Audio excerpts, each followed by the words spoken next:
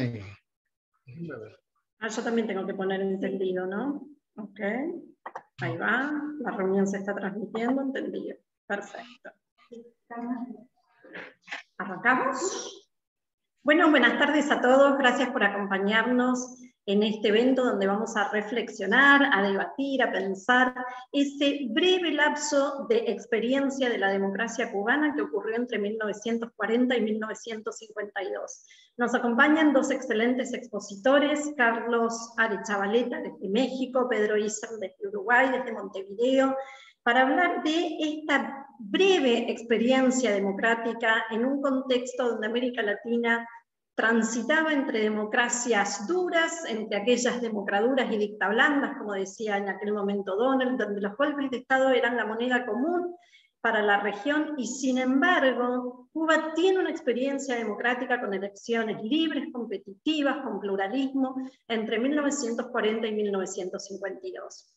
En 1940 Batista había llegado al poder a través de ese mecanismo electoral, a través de este proceso electoral de elecciones competitivas, y sin embargo, llegado a 1952, se da cuenta de que era imposible ganar a través de elecciones, era imposible llegar al poder a través de elecciones, y como muchos de sus pares latinoamericanos, opta por el golpe de Estado justamente para llegar al poder.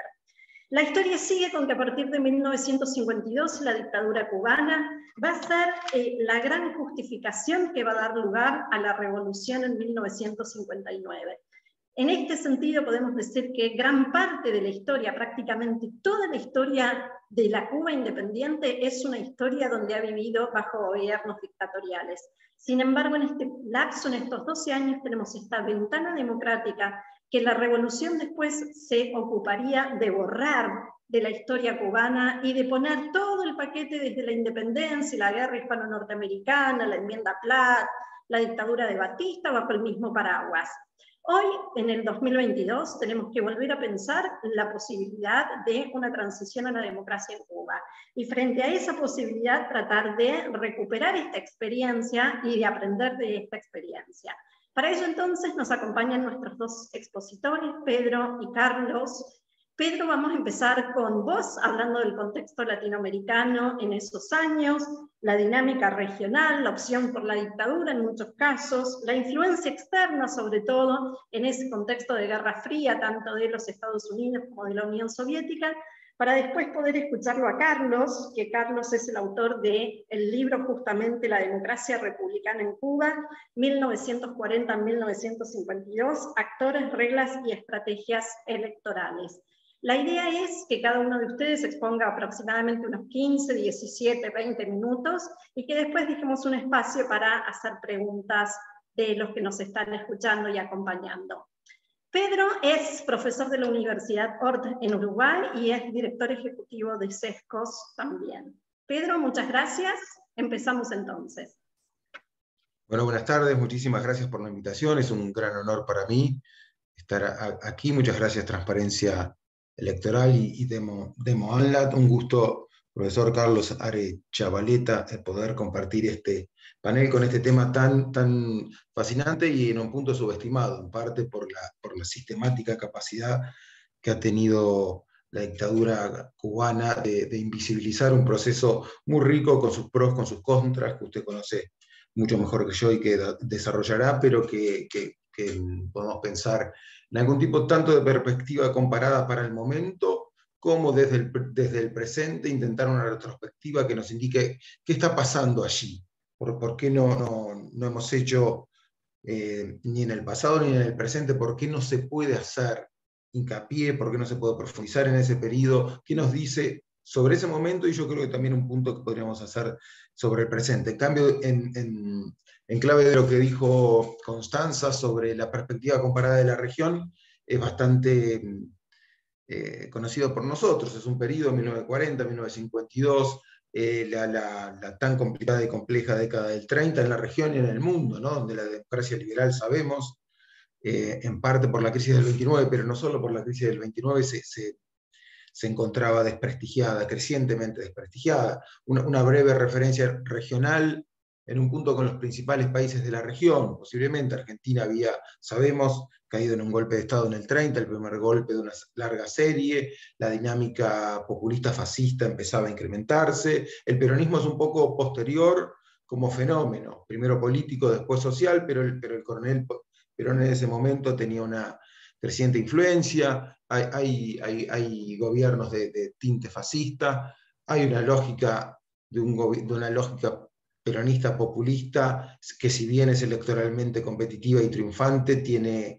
mecanismos en cuanto a la defensa de los derechos de derechos individuales sumamente criticables. Sabemos lo que pasaba en el 30 en Brasil, con la aparición del Vargas, del varguismo, después sabemos la aparición neofascista nuevamente del Estado Novo, la influencia del aparato estatal en la economía, en Brasil, en Argentina, la vigencia, sabemos de este fenómeno populista de derecha, tanto en Perón y en Vargas, en el caso de Vargas hasta el 45, volviendo en el 50, muriendo en el 54, en medio de este proceso que nosotros estamos analizando a partir de este proceso tan apasionante, tan rico de la democracia cubana, de este sistema democrático, por cierto, semiparlamentario, con la participación de varios actores que el profesor seguramente desarrollará después.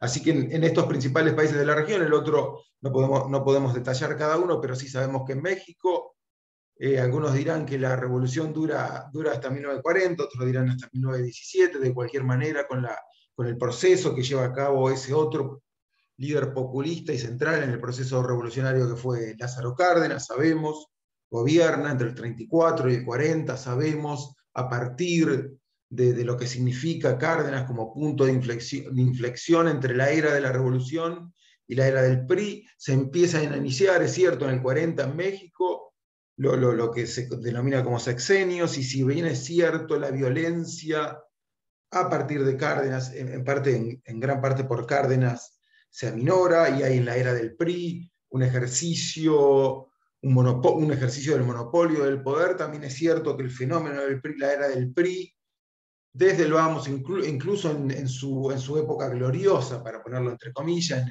el milagro mexicano, si algo no tenía era un factor democrático y plural a la vez. Sabemos lo que pasaba en Europa en la década, bueno, ni hablar que sabemos lo que pasaba en Europa en la década del 30 y en la década del 40, y también sabemos que en medio de la Segunda Guerra Mundial, los Estados Unidos, si bien viviendo su experiencia democrática, tuvo entre el 33 y el 45 el único acontecimiento en su historia en donde un presidente, Franklin Roosevelt, en un punto forzó las instituciones democráticas, ¿cierto? Si bien no estaba prohibido lo que hizo, presentarse más de 2 mandatos, se asumía que eso no era lo conveniente, no era lo correcto, y más allá de la excepcionalidad de la situación, tanto de la crisis del 29 como la dinámica de la guerra, y lo popular de Roosevelt hizo posible que se presentara y ganara 4 elecciones consecutivas. Sabemos que hay ahí, retrospectivamente hablando, una anomalía, en un punto una profunda anomalía, y tanto fue así que después se estableció una enmienda para que eso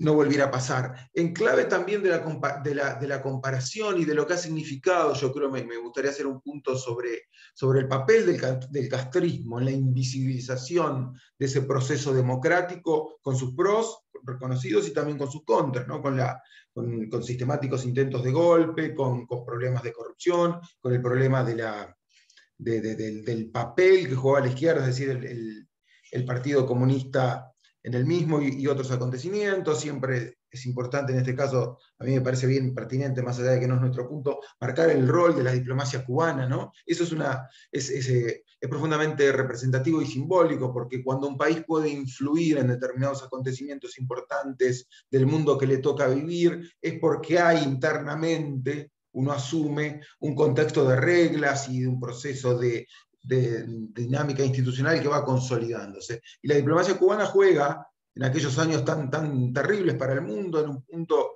tan floreciente para la República de Cuba, un rol importante, por ejemplo, en el GATT, ¿no? Sabemos nosotros eso, que no lo juega, por ejemplo, ese otro gran país de aquella época de América Latina, que era la Argentina, ¿no? que durante ese momento, por la propia dinámica del peronismo, por su lamentable rol como neutral durante la Segunda Guerra en San Francisco, en la construcción de lo que hoy es todo el sistema en Bretton Woods, ¿no? En todo lo que es el sistema de Naciones Unidas, juega un rol secundario, si es que lo llega a jugar. Y en ese sentido a mí me parece importante, en esta lógica de invisibilización de ese proceso, rescatar y remarcar que en definitiva lo que ha hecho el castrismo posteriormente es construirnos esta trampa, ¿no? En definitiva, tenemos esta trampa en la que nos ha metido el castrismo, pero no solo el castrismo, porque el castrismo ha tenido y tiene, en verdad, muchos simpatizantes en la sociedad civil a lo largo y ancho, por cierto, de América Latina, pero no solo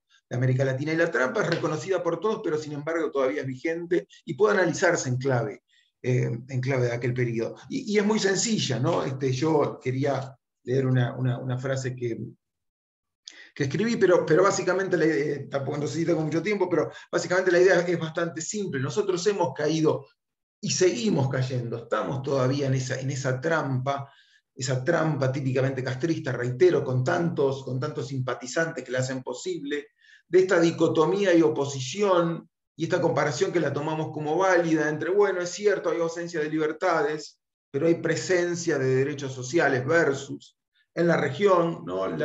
Eventualmente presencia de libertades, de una democracia de mediana calidad, eventualmente burguesa, pero con ausencia de derechos, ¿no? Ausencia de derechos sociales, de ausencia de esta aspiración igualitaria que supuestamente tenía la revolución, y tiene la revolución. Y en ese sentido es que uno tiene que comparar y tiene que optar, ¿no? Entonces, ante esa aspiración igualitaria que te provee salud, educación, que al final del día sabemos que por cierto tampoco la provee, pero en el caso que la hubiera proveído, que la estuviera proveyendo, uno nosotros tenemos, y yo creo que esta experiencia del 40 al 52 nos aporta instrumentos para enfrentar la trampa y saber salir de la misma.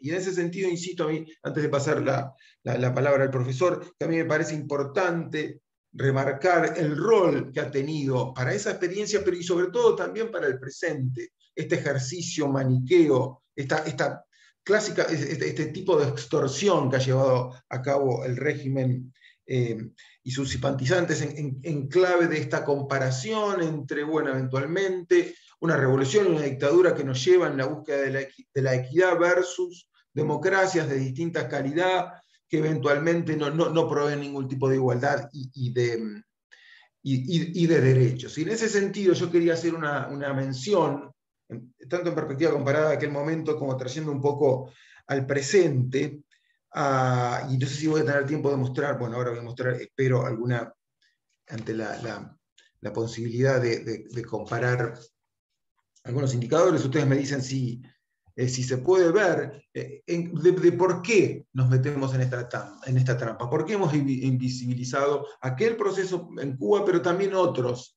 en otros lugares, y por qué, si bien hay una estructura y un pensamiento, una estrategia castrista que ha resultado y que ha sido exitosa, en clave del ejercicio de poder, en clave de un ejercicio neogramsciano o como quiera denominarse, por qué también ha habido y hay, ¿no?, distintos actores de la sociedad civil que han sido explícita o tácitamente, a lo mejor queriéndolo o no, parte de esta dinámica de comparar lo que no es comparable, ¿no?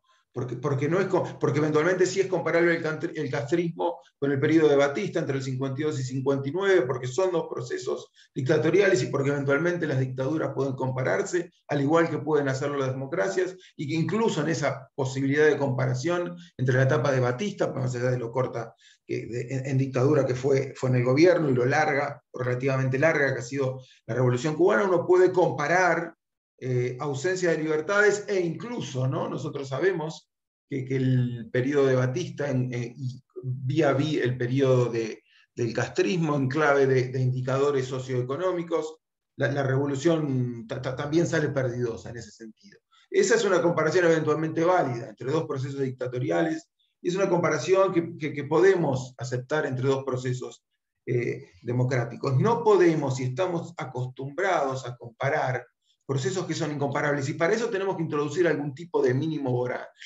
Tenemos que buscar indicadores políticos, institucionales, incluso morales, que hagan posible que, por ejemplo, y aquí traigo a cuento el Índice de Desarrollo Humano, que ha sido un instrumento creado por el Programa de Naciones Unidas para el Desarrollo, dos economistas por cierto, de nota, unas personas profundamente éticas como Amartya Sen y el economista pakistaní que lo ayudó en la construcción del índice que buscaba pensar el desarrollo humano y medirlo a partir de que el indicador de ingreso per cápita no lo hacía o lo hacía en forma insatisfactoria.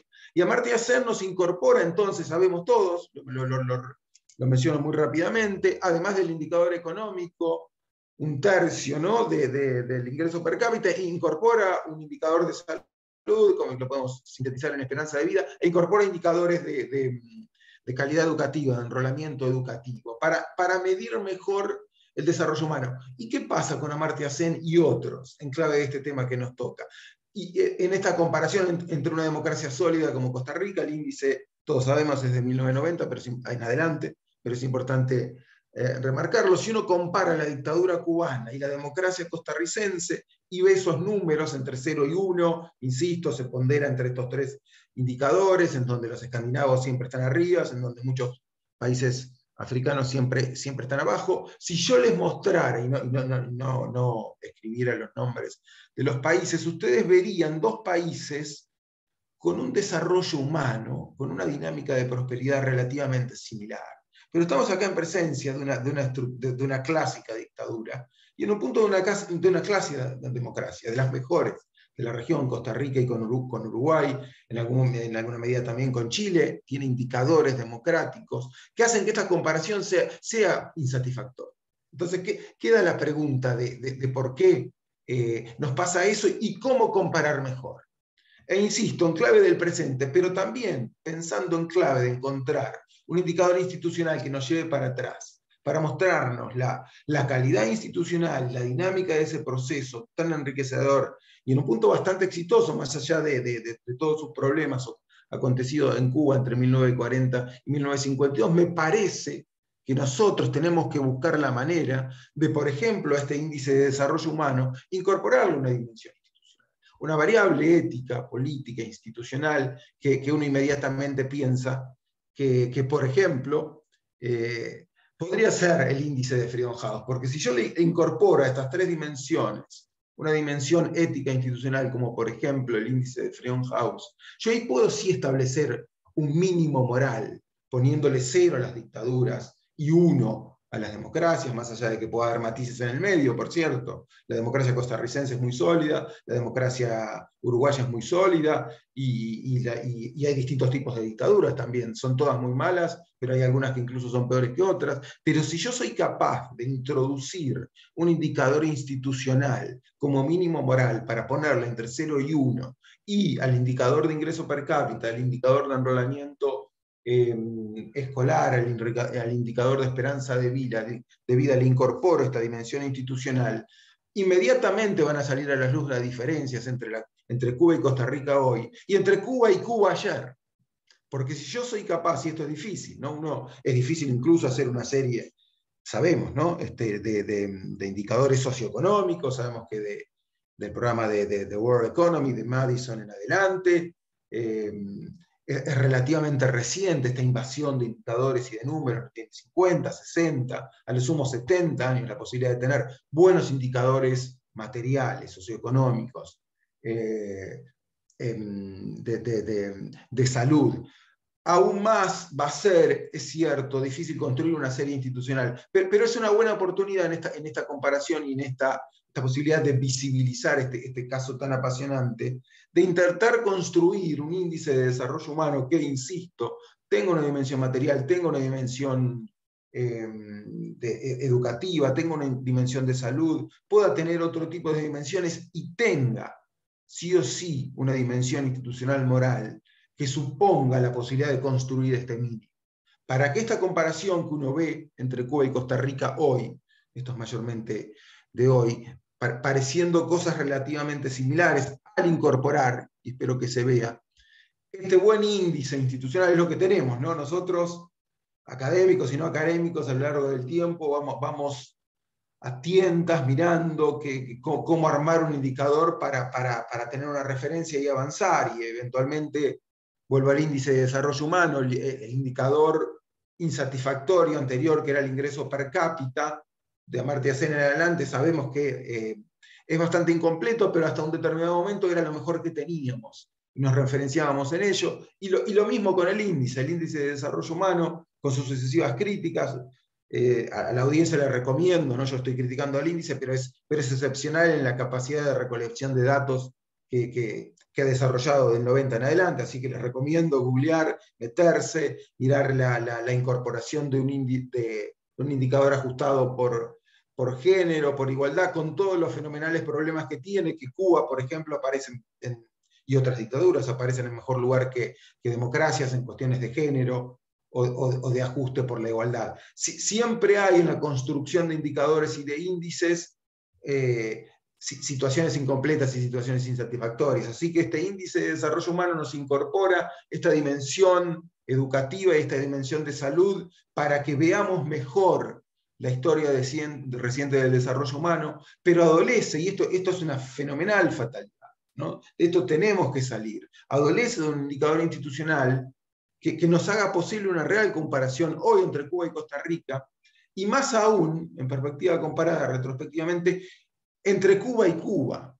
Porque si podemos desarrollar ese indicador institucional, podremos ver esta fascinante experiencia de la democracia cubana, al final del día no exitosa, pero de una riqueza moral, incluso económica, literaria, sabemos, ¿no? El desarrollo de la literatura cubana durante este proceso, durante esta primavera democrática, ¿no? Entre el 40 y 52, lo que pasa justamente cuando se empiezan a consolidar derechos individuales y las personas y los grupos empiezan a pensar, empiezan a innovar, empiezan a equivocarse y a aprender de las equivocaciones, cosa que no pasa o pasa muy raramente en un proceso dictatorial. Así que bueno, me he excedido un poco, pero termino con eso y creo que me parece una buena idea, porque es un poquito una buena idea porque es mía, no. Me parece un buen punto intentar incorporar una dimensión institucional, por ejemplo, al índice de desarrollo humano o a otros índices, para hacer que comparaciones que no tienen sentido queden visibilizadas y para hacer que otras que han quedado invisibilizadas puedan alumbrarse ante un canal público, más allá de la manipulación que lleva a cabo la dictadura cubana y otras dictaduras, y más allá, ¿no? Incluso más, justamente del papel que ha tenido, de un papel bastante lamentable que han tenido varios actores de la sociedad civil de la región, para aceptar comparaciones impropias, ¿no? Para ponerse en esa situación de neutralidad entre una democracia que supuestamente no provee derechos sociales y genera inigualdades, versus una dictadura, un marco donde hay ausencia de libertades, que sin embargo supuestamente proveía, más allá de que sabemos que eso no es cierto, de determinados derechos sociales y determinados derechos inclusives, haciendo una comparación tramposa, una comparación viable. Bueno, mi propuesta, ¿cómo empezamos a salir de esa trampa? Y bueno, buscando incorporar un mínimo moral en términos de indicadores, por ejemplo, el índice de desarrollo humano, para alumbrar que lo que pasó en Cuba entre 1940 y 1952 es mucho mejor, en todo sentido, por cierto, en un sentido moral y político, pero también de indicadores socioeconómicos, de lo que ha pasado del 52 en adelante y, por cierto, del 59 en adelante. Así que bueno, dejo por aquí, Constanza, me extendí bastante, ¿no? Pero después seguimos dispuestos a la discusión, y muchísimas gracias por la invitación. Muchas gracias, Pedro. Cuántos temas interesantes, ¿no? Esa pregunta de Sartori, de qué comparamos o cómo podemos comparar, ¿no? Cómo comparar este proceso. Después tenemos un espacio para preguntas para los que nos están acompañando a través de redes y de forma virtual, que pueden ir anotando preguntas a través del chat de de la presentación. Seguimos con Carlos Manuel Rodríguez Arechavaleta, es profesor investigador de la Universidad Iberoamericana de México, y como les decía al principio, Carlos es el autor de este libro, La democracia republicana en Cuba, 1940-1952, actores, reglas y estrategias electorales. Carlos, nos interesa que compartas tus ideas respecto de qué características tuvieron estos procesos electorales que se dan durante estos años, para que hablemos de competencia, de pluralismo, temas que después fueron olvidados no solo por el golpe de Batista, sino claramente a partir de la llegada de la revolución. Y en todo caso, ¿de qué tipo de democracia podemos hablar durante estos años? Y finalmente, ¿qué provoca la ruptura de ese orden en 1952? Muchas gracias, Carlos. Gracias, Constanza, por la invitación una vez más. Bueno, un saludo a todos los colegas que están presenciando el diálogo. A mí en lo personal, bueno, está de más preguntarme si me parece interesante o no el tema, porque es el tema al que dediqué años de investigación. Fue el tema de mi tesis doctoral y, bueno, de ahí sale realmente el libro que refería Constanza. Yo estoy de acuerdo con la tesis sustantiva de Pedro de que la historia política cubana tiene pocas referencias de democracia representativa. Es decir, en la memoria colectiva cubana hay tenemos pocas referencias prácticas de un ejercicio democrático, plural, participativo, no solo electoral, sino también partidista y de participación de la sociedad civil, como la experiencia de 1940-1952. Ese es el punto de motivación que me llevó a mí a definir esto como objeto de estudio en mis estudios doctorales. El otro punto que también Pedro refería de alguna forma es el predominio en la percepción pública de una concepción maniquea, y esto por supuesto promovido por el sistema de educación del régimen de Cuba, una concepción maniquea, caricaturesca, simplista de la complejidad de este periodo. Es decir, la ciencia política contemporánea, si alguna enseñanza te da, cuando ya llevas año y medio revisando, estudiando, es que los procesos políticos son dinámicas complejas donde no solo los factores estructurales, hay factores estructurales importantes, institucionales, pero también factores contingentes.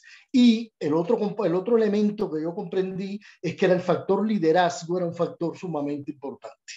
Entonces, cuando uno revisaba la literatura en La Habana, en la Universidad de La Habana, donde yo estudié, sobre la República, y tristemente todavía en cierta academia tiende a predominar, hay una concepción de negar esta riqueza institucional, esta pluralidad institucional, digamos, la magnitud de la Constitución de 1940 y todo este proceso de 1940 a 1952. Es un periodo que se refiere como corrupto, altamente corrupto, de partidos burgueses, oligárquicos, pro-yanquis, una serie de adjetivos ideologizados, politizados. Bueno, mi experiencia fue totalmente distinta al estudiar y al revisar archivos, al poder tener una posibilidad de profundizar en el periodo. Bueno, la primera pregunta, ¿cuál es la importancia de este periodo para la historia política cubana y para el presente de una transición en Cuba? Bueno, yo decía ahorita, creo que tenemos pocos referentes institucionales, de diseños institucionales y de prácticas políticas como las que tuvimos en ese periodo. Lo que no quiere decir que idealicemos el periodo, ni idealicemos tampoco a la Constitución de 1940 como un instrumento jurídico que deterministamente debía generar una democratización. Lo que demuestra el periodo, como bien también contextualizaba Pedro, es que Cuba no es diferente tampoco a América Latina. Esa fue otra de las enseñanzas, ese excepcionalismo cubano que te marca también cuando en el doctorado vas a definir tu objeto de estudio sobre un tema cubano. La excepcionalidad cubana, cuando uno termina el estudio, no era tanto. Es decir, el periodo se caracteriza, como decías, por los mismos procesos, el advenimiento de liderazgos y partidos nacional reformistas, populistas, de centro, moderados, toda la influencia de todas estas políticas de reforma social, imbuidas, estimuladas por la Constitución mexicana, por ejemplo, de 1917, etcétera. Entonces, en Cuba, pues, entender el periodo, ya entrando en materia, desde mi punto de vista, y lo demuestro el libro, implica irnos un poco más atrás. Entender la magnitud de la Constitución de 1940 implica comprender la magnitud de la ruptura institucional de 1933. Es decir, lo que se conoce en la bibliografía como la Revolución de 1933, que es una reacción desordenada de factores, de grupos diversos. El nivel de movilización política era muy alto en el periodo contra el tercer intento incluso de reforma, una reforma constitucional para garantizar una reelección, integrar, adaptar una reelección en la Constitución de 1901, que es un modelo liberal de constitución muy hermoso en letra, pero que en la práctica sabemos que no funcionó la Primera República, 1901-1933. Bueno, realmente la narrativa mía, mi estudio comienza en 1933. ¿Qué es lo primero que se detecta en 1933? Que entra en crisis una generación de políticos cubanos y de partidos, de actores políticos que venían que habían sido partícipes en las guerras independentistas cubanas del siglo XIX, que habían terminado y que habían tenido un papel protagónico en la tardía independencia nacional cubana de 1898. El primer presidente cubano, Estrada Palma, es un general del Ejército Libertador que en su última etapa estuvo vinculado al Partido Revolucionario Cubano de José Martí. Y si seguimos revisando, varios de los presidentes, incluyendo Gerardo Machado, el presidente liberal, que se reelige en el 28 y que es destituido violentamente, derrocado violentamente, que provoca la revolución del 33, es un general del Ejército Libertador cubano, ex general del Ejército Libertador. Ahora, ¿qué es lo que me interesa? Que hay 1933 implica la emergencia de nuevos actores, una nueva generación de políticos en Cuba. Y dentro de estos políticos, el movimiento auténtico que da lugar al Partido de la Revolución Cubana auténtico, liderado por Grau San Martín, es el Partido Nacional Reformista grande, con vocación mayoritaria, más importante del periodo. Un partido de centro, nacional reformista, muy a la usanza de los grandes partidos populistas latinoamericanos de la época. Hay una nueva generación de políticos y hay una modificación en la estructura partidista de los partidos de derecha tradicional que fueron muy importantes en Cuba. Sobre todo, la matriz del Partido Liberal da lugar a diversas variaciones, pero yo me centraría fundamentalmente en Partido Liberal, Partido Demócrata y Partido Republicano a partir de 1943, que es el socio de coalición electoral del Partido Auténtico. La tesis fuerte institucional del periodo es, o la definición, digamos, de las instituciones es una democracia multipresidencial, multipartidista. Desde mi punto de vista no es un semiparlamentarismo, como dice William Stock en algunos de sus textos y se ha repetido después. Lo que pasa es que la Constitución de 1940 dota de facultades proactivas de control al legislativo respecto al ejecutivo. Es decir, por ejemplo, los ministros podían ser llamados a consulta por el Senado o la Cámara Baja en diversas ocasiones, incluyendo el propio presidente. Entonces, hay un diseño institucional ahí, propone un diseño institucional bastante plural y de equilibrio entre los poderes. Y eso es inédito en el caso cubano. Ahora, la característica principal y la explicación también de la ruptura, la complejidad institucional del periodo es la ruptura se explica por la combinación de factores institucionales de diseño que inducen comportamientos políticos de los actores y la naturaleza, la orientación pragmática de estos actores. Es decir, en primer lugar, las reglas electorales. Esa combinación que establece el Código Electoral de 1939, que después se perfeccionan en el Código Electoral de 1943 de pluralidad, mayoría relativa para presidente en elecciones concurrentes, con pluralidad para Senado, Cámara Alta, pero a la vez en elecciones concurrentes o semiconcurrentes, RP, representación proporcional para la Cámara Baja. Eso tiene un efecto importante en el comportamiento de los actores. Es decir, la pluralidad induce, favorece las reglas de pluralidad, favorece a los partidos grandes o a las grandes coaliciones electorales. En el caso cubano, donde la variable ideológica, la distancia ideológica es irrelevante, como veremos, las dos coaliciones son centrípetas. Y por otro lado, el RP estimula la fragmentación partidista. Es decir, fue un periodo, las reglas electorales del periodo favorecían la pluralidad política porque no solo, aunque la elección presidencial siempre favorecía al candidato fuerte, grande, existían para la Cámara Baja las reglas proporcionales que estimulaban la existencia de partidos pequeños que ganaban escaños y que podían negociar. Marqués Sterling tiene una frase que resume muy bien el periodo, que dice: la política republicana en Cuba es una política de coaliciones electorales.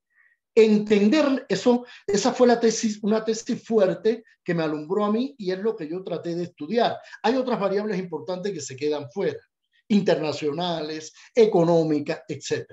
Pero sin coalición electoral, sin alianza electoral, ningún partido político del periodo gana. Los auténticos nunca superaron por sí mismos, ni en 1940, ni en 1944, ni en 1948, el 50% de votos. Necesitaron siempre la coalición con el Partido Republicano. Y esta coalición que gana en el 44, 48, y que hubiese ganado en el 52 si no hubiese habido ruptura, su coordinación electoral muy exitosa, se da entre un partido nacional reformista de centro y un pequeño partido conservador, Partido Republicano, encabezado por un abogado que desde mi punto de vista en archivos es uno de los políticos más sagaces e inteligentes de la época, el conservador Guillermo Alonso Puyol. Es decir, los auténticos se coalían con un partido conservador, como mismo Batista en 1940 gana con una coalición donde están partidos conservadores de derecha y están los comunistas cubanos. Eso es una característica de la dinámica competitiva electoral cubana que es muy singular. Es decir, no hay distancia ideológica entre los partidos. Es mínima la distancia ideológica entre el Partido Liberal o el Partido Republicano y los auténticos, o en 1947 el Partido Ortodoxo, por ejemplo, que como veremos es una facción disidente de los auténticos. Bueno, el otro componente que explica la complejidad electoral, cómo se va complejizando el periodo, a pesar de ese diseño institucional, es la capacidad manipulativa que tienen los líderes partidistas para, en elecciones, eran actores políticos maximalistas, es decir, les interesaba afectar el resultado a corto plazo, quiere decir que no eran ideológicos, ni los comunistas, que fueron bastante oportunistas electoralmente, hasta la elección del 48, que ya nadie los quería en su coalición por la posguerra. Pero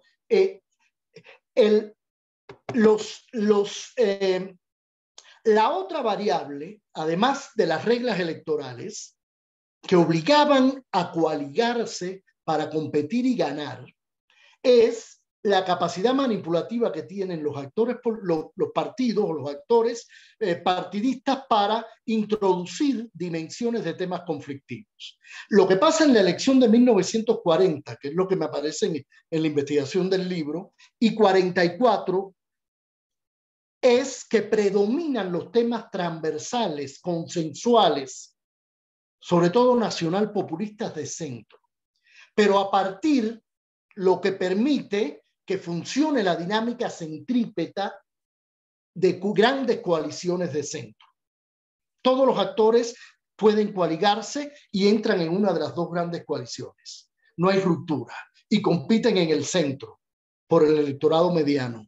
¿Qué es lo que pasa en 1948? Y ahí empieza un poco la complejidad del periodo, que hay una fragmentación del sistema de partidos y una facción disidente auténtica encabezada por un actor antisistema, profundamente respetado, importante, un político subvalorado por la historia política cubana, Eduardo Chivas, crea un decepcionado de la crisis, sobre todo provocada por eventos de corrupción en el gobierno auténtico de Prío, de Carlos Prío, crea un partido ortodoxo y empieza a competir con mucha fuerza del 48 al 51, ocupa con mucha fuerza, sobre todo al 50, el centro electoral.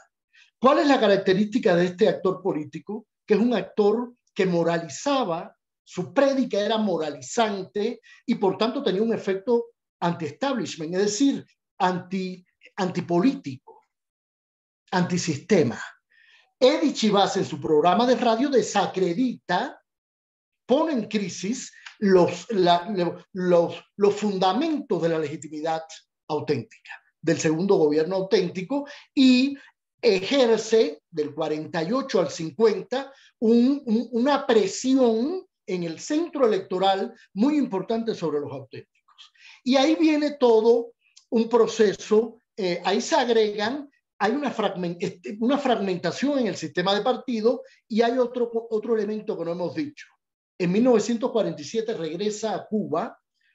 Las dos grandes figuras del periodo, desde mi punto de vista, son a partir del 33, el joven sargento que en el 36 ya es jefe del ejército y reprime, del 34, 35, 36 reprime con el ejército, pero posteriormente da un giro muy inteligente, Fulgencio Batista, y el segundo actor más importante es Grau San Martín, el líder auténtico.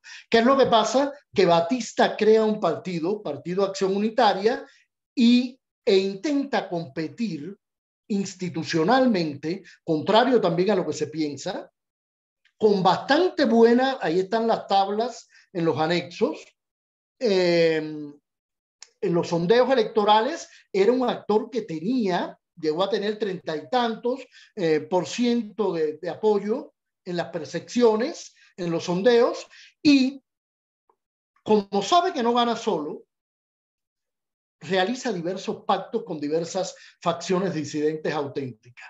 ¿Qué es lo que pasa hacia 1950, sobre todo fines de 1950, que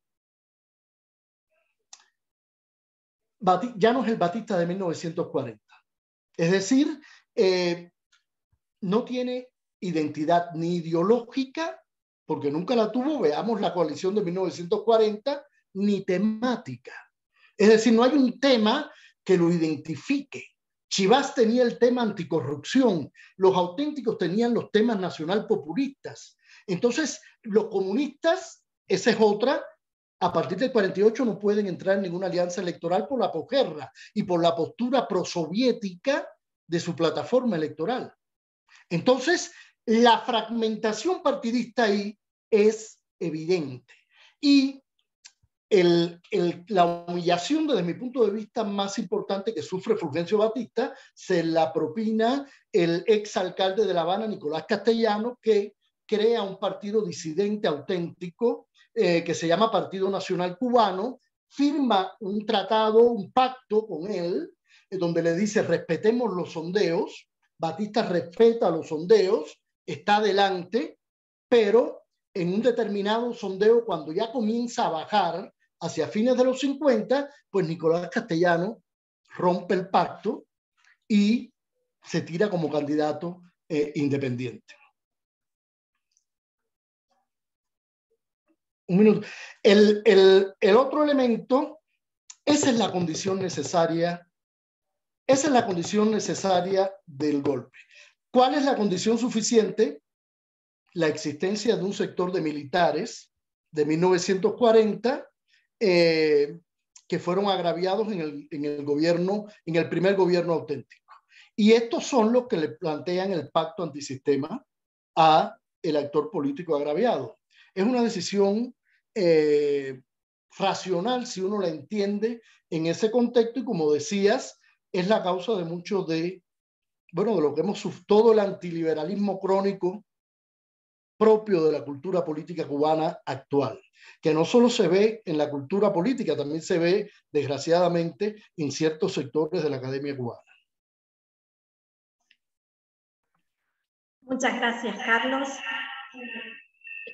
Dimos clase de Sartori con estas presentaciones. Todas las categorías de Sartori tenemos que esta charla, estas conferencias las dejamos grabadas para nuestras clases, porque usamos todas las categorías de Sartori en estas presentaciones de ustedes.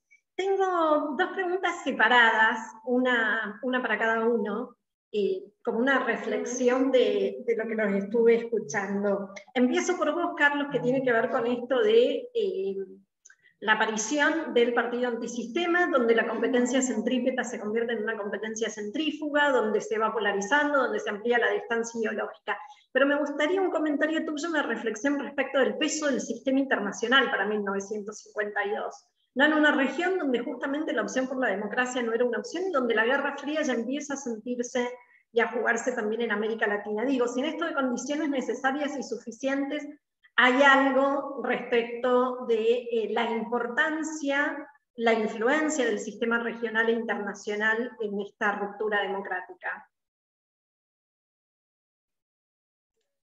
Bueno, yo no estudié la variable internacional, aunque igual que la económica, juegan también. Yo coincido totalmente, es decir, entender también las características del periodo implica entender las características del periodo democrático cubano y su ruptura, implica ubicarlo en ese contexto geopolítico de Guerra Fría, de posguerra de los años 40, de crisis económica de los años 30. Ese fue un factor también que restringió la capacidad de maniobra, sobre todo del segundo gobierno auténtico. La crisis económica, la reorientación de la economía, del comercio exterior norteamericano, que había tenido un tratado preferencial recíproco con Cuba, de azúcar sobre todo, y que empieza a renegociarse. Y yo creo también que fue un factor que Batista tuvo en cuenta en sus cálculos, el momento, el apoyo que le dieron. Sobre eso hay cierta documentación, ciertos autócratas, ciertos dictadores, el dominicano, cuando Batista logra salir de Dominicana va para Portugal con Salazar, etc. Entonces, yo creo que el contexto internacional jugó un papel también importante en el cálculo de la ruptura antisistema de Batista. Gracias, Carlos. Tengo una pregunta para vos, Pedro, y después de Pedro vuelvo con vos, Carlos, con algo que nos gusta hacer siempre en estas conferencias, y es darles al final un minuto para una última reflexión, mensaje, pero tratando de ponerlo en términos quizás un poco más optimista, pensando hacia adelante que podemos aprender de esta experiencia, que nos dice esta experiencia para pensar el futuro de Cuba. Pero vuelvo en unos minutitos con vos, voy con vos, Pedro, con una pregunta. Y me llamó mucho la atención esto que decía Carlos respecto de que este periodo, el de 1940-52, se estudia como un periodo corrupto, burgués y pro-yanqui. Y esto se parece mucho a gran parte de la crítica que el socialismo del siglo XXI ha hecho de las democracias representativas, y que ha finalmente dado lugar a democracias iliberales, ¿no? De cómo las democracias iliberales, o ya no democracias, desde el caso de Venezuela, Nicaragua, han incorporado o han hecho propia esta crítica a la democracia pluralista y representativa que empieza a emerger o que nace en esta época. Sí, eso es un punto bien interesante el que desarrolla Carlos, al quien felicito por la presentación. A mí me parece, y volviendo a un punto que hizo él y que muy introductoriamente hice yo, que surge en parte el tema sobre la excepcionalidad cubana en ese momento, ¿no? Y yo también en ese sentido quería compartir una cierta pregunta con Carlos sobre por qué él no cree o por qué él matizó la existencia de un excepcionalismo cubano en ese contexto en donde pasaban cosas en la región y en el mundo que por cierto no pasaban en Cuba, ¿no? En Cuba estaba pasando otro proceso, esta dinámica de una incipiente democracia con problemas de corrupción, lo sabemos, con una presencia, por cierto, y esto no era excepcional, de unas fuerzas armadas poderosas que intervenían, que intentaron distintos golpes, que al final en un punto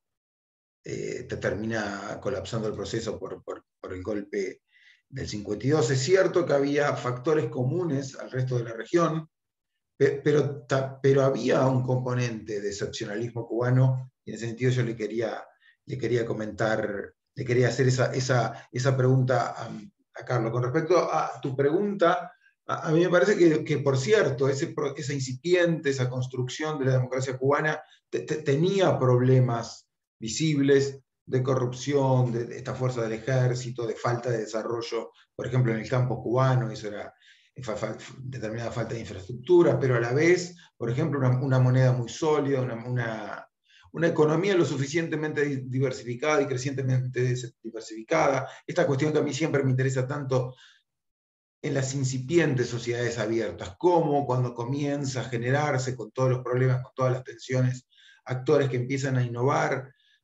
casi que por definición, y bueno, nosotros quienes conocemos un poco de Argentina sabemos que la primera década del siglo, la segunda, la tercera, suceden innovaciones, suceden cosas en radio, en literatura, en cuestiones de infraestructura, que retrospectivamente parecen increíbles e insólitas para la Argentina. Algo pasa también en la Cuba de ese periodo, lo que yo marqué, y repito, porque a mí me parece tan interesante, y también nuevamente en perspectiva comparada con la Argentina, ¿no? Cuando uno ve la política exterior hoy en Argentina, ve la total incapacidad no ya de influir, no ya de tener una voz, sino de no hacer papelones. O sea, simple, y eso a qué responde, a una dinámica interna que evidentemente influye en lo externo. Bueno, ¿por qué Cuba pudo hacer lo que hizo, por ejemplo, en la dinámica, en la articulación del GATI? Bueno, porque evidentemente había algo, consensos tácitos, explícitos en alguna parte del sistema político cubano, como para que esa influencia externa, esa influencia en el mundo, en lo que pasaba en el mundo pudiera ser posible, ¿no? Así que en ese sentido, bueno, esta es mi parcial respuesta, y queda pendiente mi pregunta para ti, Carlos, ¿no? Es cierto que, que uno puede matizar la excepcionalidad, pero también es cierto que uno la puede presentar, la puede remarcar, ¿o no? Es una pregunta para ti que sabes de esto, ¿no? Muchas gracias, Pedro, por esta reflexión. Y a mí, antes de darle la palabra a cada uno de ustedes para... ¿No? ¿Me están escuchando? ¿Sí? Sí. Ok, genial. Antes de darles su minuto a cada uno, ¿vieron como en los programas de radio que te dicen tenés tus últimos 30 segundos? Antes de darles un minuto a cada uno para cerrar, sí me interesaba esta reflexión de pensar no este breve periodo democrático, sino la dictadura de Batista como excusa y justificación de los atropellos que cometió la revolución y que se siguen haciendo en nombre de una revolución que supuestamente venía a liberarlos de la corrupción y de todo esto, y terminó encarcelando un pueblo entero en una isla. Así que, Carlos, Pedro, Carlos, ¿querés arrancar vos primero? Gracias. Bueno, Pedro, lo del excepcionalismo, cuando uno revisa, por ejemplo, en perspectiva comparada, el diseño institucional cubano de la época, se da cuenta que tenía elementos en comunes con los presidencialismos latinoamericanos. Pluralidad para presidente. La regla electoral del 39, por ejemplo, fue muy osada porque, decía yo, introduce para la Cámara Baja el RP. Y esto permite una fragmentación, una pluralidad para partidos pequeños. Esa es una de las cuestiones, digamos, importantes en el diseño, innovadoras en el diseño institucional cubano. Ahora, escuchándote, creo entender que vas por otro lado. No, es innegable que la Cuba de los 40 tuvo avances importantes. La cercanía comercial, preferencial comercial con los Estados Unidos, por ejemplo, Cuba fue tal vez el primer país de América Latina que introdujo la televisión. Fue en la Primera República, en los años 20 y 30, llegó a ser uno de los principales productores de azúcar en el mundo, favorecida y comprada comercialmente con los Estados Unidos, con el Tratado de Reciprocidad Comercial. Había un sector empresarial, y eso también es reflejo de estudios recientes historiográficos. Es mentira que los grandes latifundios todos, o la élite económica era norteamericana. Había un sector empresarial cubano muy poderoso y muy emprendedor, y los indicadores de urbanidad en ciertas ciudades, sobre todo en La Habana. Yo revisé durante 4 meses revista y prensa del 33 al 52 y me quedé asombrado viendo la publicidad de la revista Bohemia, Westinghouse, Chevrolet, es decir, lo que sacaba el mercado americano tenía publicidad de forma inmediata en Bohemia para el mercado cubano. Los churumberes de España tenían un departamento en El Vedado, los grandes artistas de la época, en fin, eso era, es decir, eso es innegable, como también es innegable que no había un desarrollo armónico de las regiones, que había componentes raciales claros, que la corrupción fue muy importante en gobiernos de instancias diversas, que había violencia política, etc. Entonces, yo creo que lo que hay que buscar es un punto de equilibrio. La democracia es la mejor forma de gobierno. Siempre es, y eso es la lección que yo saco de mi investigación. Es decir, hacer público, hacer visible que por mal que haya sido y que nos haya ido, es mejor que un gobierno, un presidente, un personaje que monolíticamente limita libertades e impone su voluntad a una mayoría. Y que la democracia implica pluralidad, respeto a las diferencias. Eso tiene que recuperarlo la cultura política cubana. Entender lo que es la tolerancia, el respeto a la diferencia, y que solo institucionalizar la diferencia implica institucionalizar elecciones. Las elecciones son un componente fundamental de la democracia. Yo veo en muchos académicos en ciertos académicos una teoría de esta de la epistemología del sur, negando los componentes liberales de la democracia. Para mí, democracia sin liberalismo no es democracia. Entonces, mi esperanza es que Cuba en un futuro podamos volver a restablecer instituciones plurales, instituciones, no líderes, no personajes. Han sido demasiados personajes. La República también estuvo marcada por liderazgos, ¿eh? Muchas gracias, Carlos. Vos sabés que con Pedro escribimos mucho sobre este tema, ¿no? El componente liberal de la democracia y esa interacción entre democracia y liberalismo, del cual también hablan Sartori, habla Bobbio, y creo que todos damos clase de política comparada. Así que Pedro suele ser invitado a mis clases, yo soy invitada a sus clases, así que ahora te vamos a invitar nosotros también a nuestras clases de política comparada, Carlos. Pedro, tus últimos 30 segundos. Bueno, te doy 30 nada más, porque...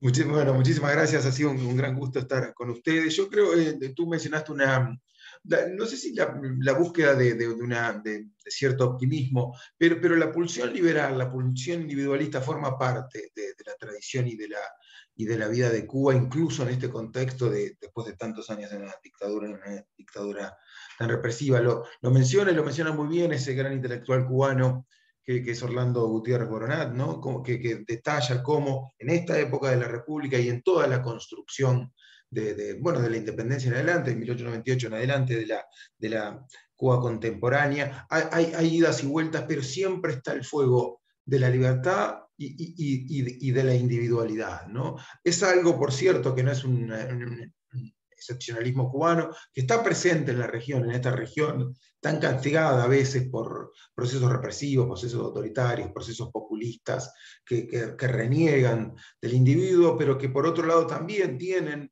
en el Río de la Plata, en la experiencia chilena, en la experiencia, por cierto, cubana y en tantas experiencias a lo largo de América Latina, una pulsión de libertad, de búsqueda de libertad, de búsqueda de la individualidad que trasciende o al menos que es paralela a estos problemas y a estos desafíos, y uno lo piensa cuando en el mundo ocurre lo que ocurre, por ejemplo, en Ucrania, con esa fenomenal dinámica represiva de un Putin que en cierta medida no cae en paracaídas, ¿no? Forma parte de una larga tradición de siglos y siglos de una Rusia que no es cierto que está determinada para vivir en el autoritarismo y en la ausencia de la libertad, pero que también es cierto que tiene esa tradición que muchas veces se impone y que lleva a barbaries como la actual y también en otras sociedades, como nosotros siempre marcamos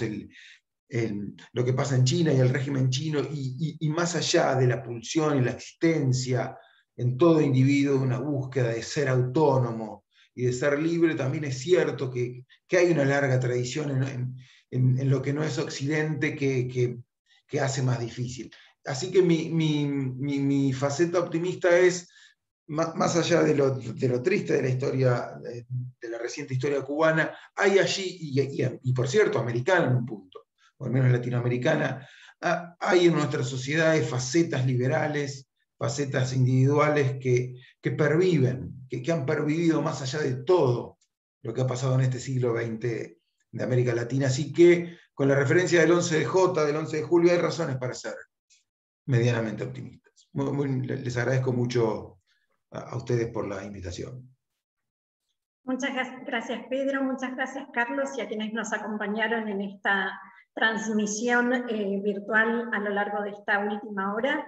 Nos seguimos viendo en próximas actividades de transparencia electoral y hasta la próxima, y anotar esta reflexión de Carlos y de Pedro respecto de la opción no solo por la democracia, sino por los valores democráticos de la tolerancia, el respeto y la libertad de cada uno de nosotros. Muchísimas gracias a ustedes.